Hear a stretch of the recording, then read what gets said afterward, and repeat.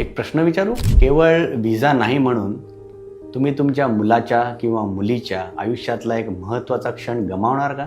आमच्याकडे ही अशीच एक आई आली होती. त्या भेटायला ऑफिसमध्ये आल्या. बसल्या बसल्या केवळ एकच म्हणाल्या, सर मला माझ्या मुलीच्या ग्रॅज्युएशनच्या प्रोग्रॅमला फ्रान्सला जायचंच आहे. त्या एकट्याच होत्या.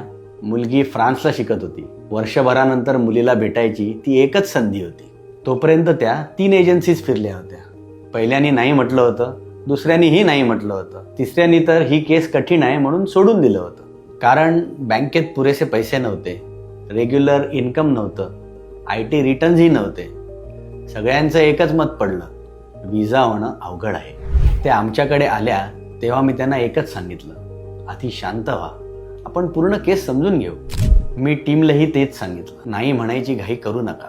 एक एक पेपर तपासताना एक शक्यता दिसली. भावाची स्पॉन्सरशिप घेणं शक्य होतं, पण तेवढ्यानेच काम होणार नव्हतं. आम्ही त्यांचा व्हिसा ॲप्लिकेशन कंप्लीट केला.